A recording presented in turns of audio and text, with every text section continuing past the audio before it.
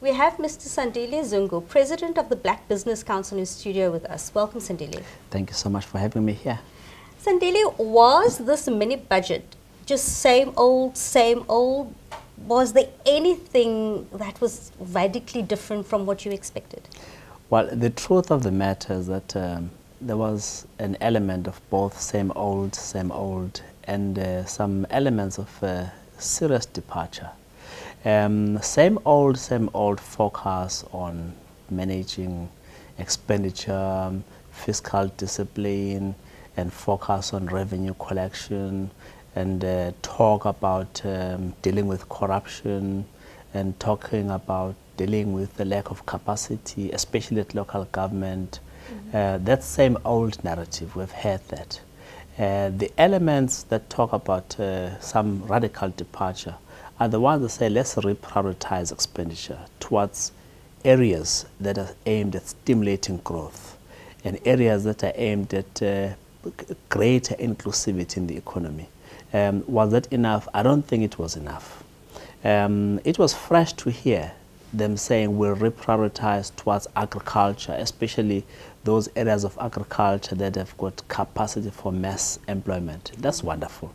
And he even made it a tongue-in-cheek remark, said avocado plantations. That's wonderful. But the truth of the matter is that people live in townships.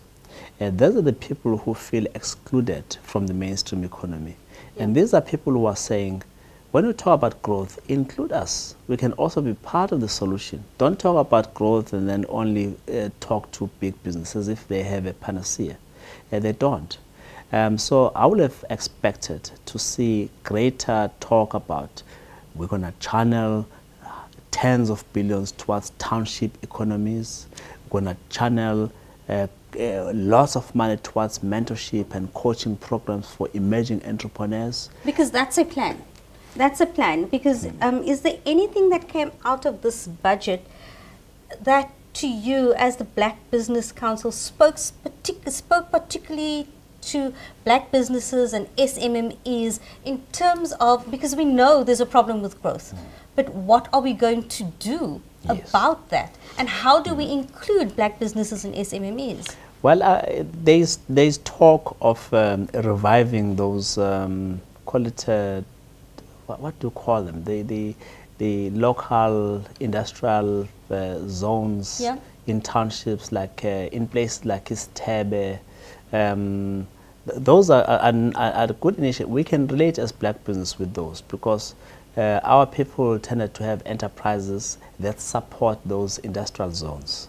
So what you're saying is that we need a plan that speaks more to people who are and can contribute towards growth but who are being excluded.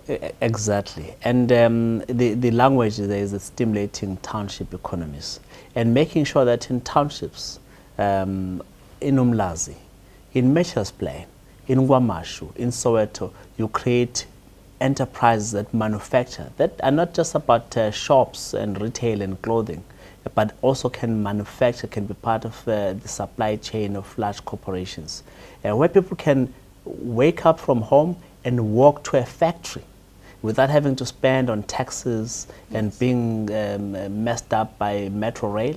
That kind of spatial planning rethink is what is lacking. That's why then it's same old. And a cursory mention of something radical. We have to turn this economic design upside down if we really want to include our people. So we're looking at a little bit more innovation, a little bit more thinking outside of the box. We have to have that innovation and thinking outside of the box if we are really going to meet the targets that are set so eloquently in the National Development Plan for 2030.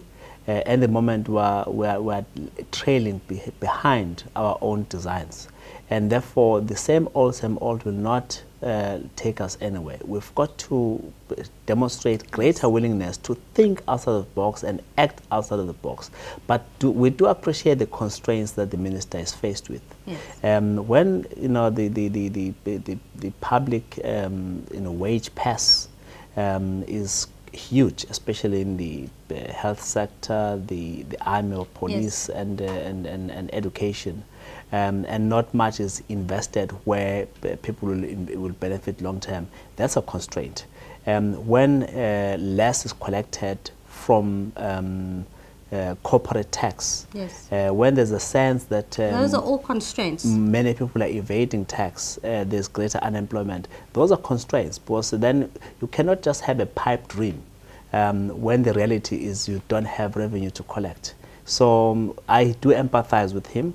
But there are many other beautiful initiatives outside of the medium-term budget policy statement that are happening. The investment summit, the job summit, the stimulus package, they are all mutually reinforcing each other. Thank you so much. We really appreciate your input. It's only my pleasure. Thank you.